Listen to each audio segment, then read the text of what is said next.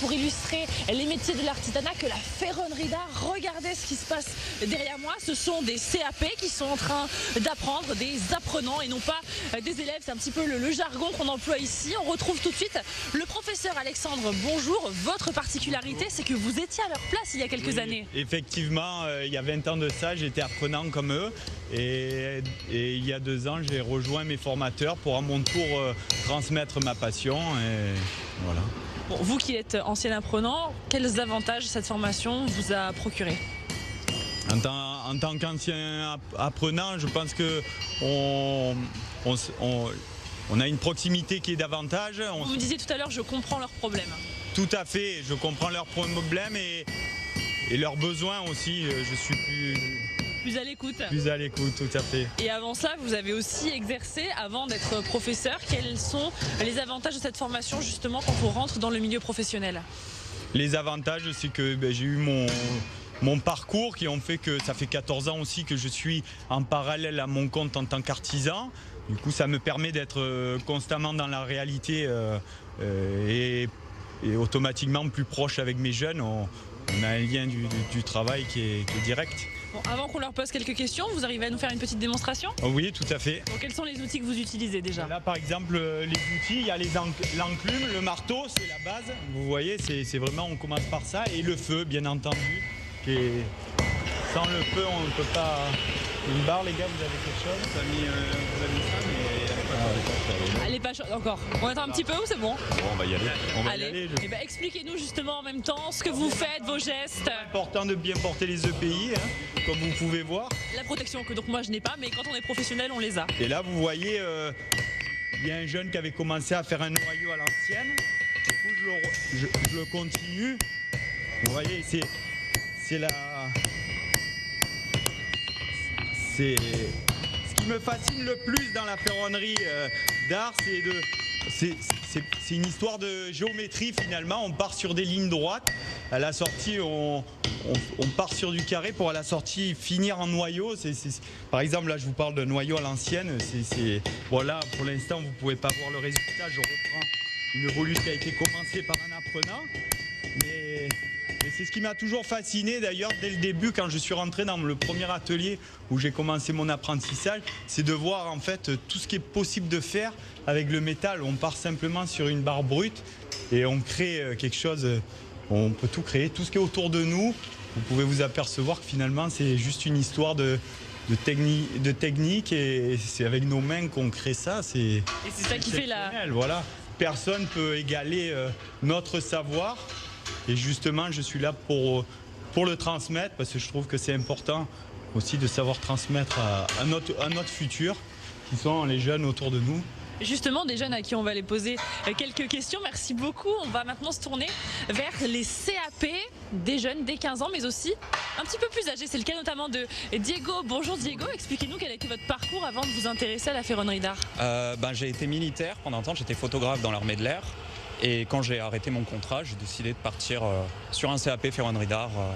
Qu'est-ce qu'on apprend ici? Au-delà du métier, au-delà du savoir-faire, on apprend aussi le comportement en entreprise, le comportement avec les collègues? Oui, totalement. C'est un apprentissage. On est en entreprise aussi, plusieurs semaines. Et on apprend du coup la vie professionnelle. On apprend la ferronnerie ici et aussi en entreprise. Et on apprend aussi par exemple l'art, parce que la ferronnerie d'art, il y a art dedans. Et on apprend l'art appliqué du coup, oui.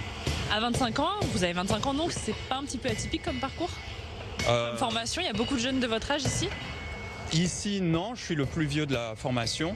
On est avec le doyen donc. Oui, c'est ça. Mais non, c'est assez fréquent, je trouve, au CFA, il y a plusieurs anciens. Il y en a aussi des plus vieux que moi qui font une formation pro, du coup à partir de 29 ans environ. Et non, en fait, il y a quand même beaucoup de reconversions ici. Merci beaucoup Diego, bon travail à vous. On va peut-être aller poser une petite question à un plus jeune, Milo il me semble. Milo, c'est vous, bonjour Milo, dites-moi un petit peu. Vous avez, alors vous, quand même une vie professionnelle assez atypique par rapport aux autres jeunes de votre âge, en tout cas dans vos anciens parcours scolaires. C'est ça, mais ça me dérange pas trop parce que j'ai vu certaines installations du CFA des Arts, franchement elle est super. Franchement je le recommande. Vous recommandez pourquoi? Qu'est-ce que vous appréciez dans cette formation? On est bien accompagné par les professeurs, les intervenants comme Monsieur Velasquez. Et après, tout ce qui est mis à disposition pour nous, hein. Franchement, c'est super. Et vous n'avez pas l'impression d'avoir vraiment un quotidien complètement différent de vos anciens camarades? Non, j'ai pas l'impression, parce que dans tous les cas, on va forcément venir un jour à ce moment-là. Et je trouve que c'est super de commencer jeune, comme ça au moins on peut voir plusieurs métiers si on a envie, si on a... Voilà. Je vous prends un petit peu au dépourvu, mais est-ce que vous avez un objectif, un rêve peut-être? Oui, moi j'ai un objectif, c'est de partir dans une école de soudeur pour partir en Australie, sur les plateformes pétrolières, pour souder ce sous-marin. C'est ça. Merci beaucoup Milo, voilà, c'est ce qu'on essaye de vous montrer un petit peu ici, qu'à partir d'un métier de l'artisanat, on peut réaliser justement ses rêves avec tout ce parcours. Les métiers de l'artisanat donc, avec des savoir-faire anciens, des métiers qu'on appelle aussi justement les métiers anciens, mais aussi des technologies beaucoup plus modernes. Venez, nous sommes à l'atelier carrosserie, regardez ce simulateur. Voilà donc les toutes dernières technologies pour apprendre ces métiers, mais donc d'une manière un petit peu plus récente si je puis dire. On va voir un petit peu qui veut répondre à une petite question ici. On va peut-être se diriger vers Kelvin. Bonjour. Un petit peu Kelvin, on va s'approcher comme ça, on s'éloigne du bruit.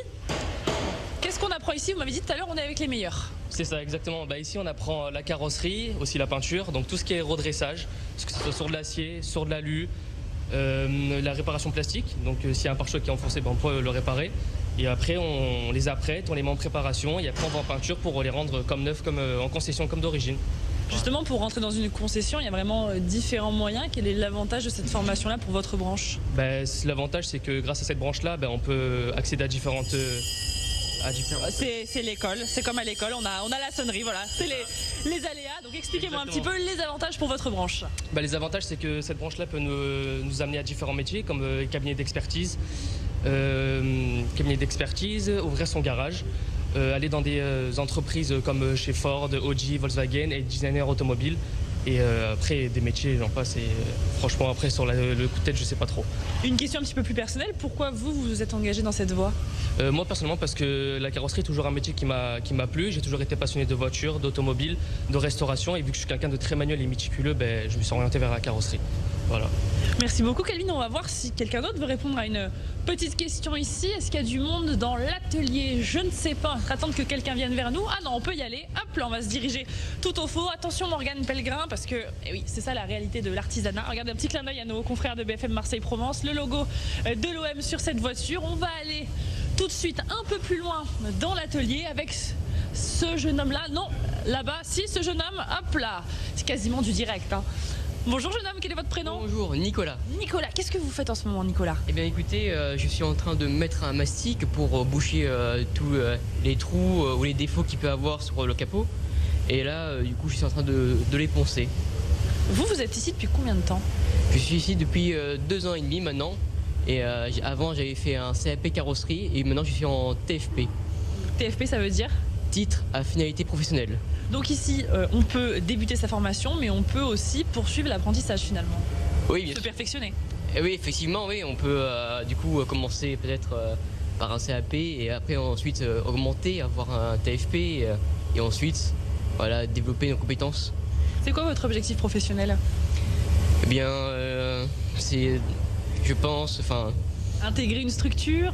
Oui, pourquoi pas, j'aimerais bien avoir peut-être une entreprise plus tard et la gérer, et c'est avec ce diplôme-là je pourrais avoir cette chance-là.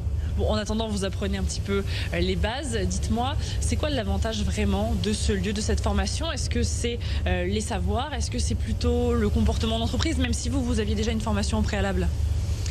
Eh bien, la chance d'avoir cette formation, c'est de déjà développer nos compétences dans cet établissement et ensuite pouvoir les utiliser en entreprise avec les clients. Et je pense que... Vous pensez que c'est un avantage vraiment pour vous? Exactement, c'est ça. Merci beaucoup, on va vous laisser travailler. On se quitte sur ces images de l'atelier. Vous le voyez, un espace assez lumineux. Il y en a pour tous les goûts, la couleur, la carrosserie. On a vu juste avant la ferronnerie d'art. Et si vous voulez découvrir tous ces métiers, il y a les journées portes ouvertes le 21 mars. En attendant, on se retrouve sur BFM Toulon Var pour présenter encore le CMA Formation des Arcs.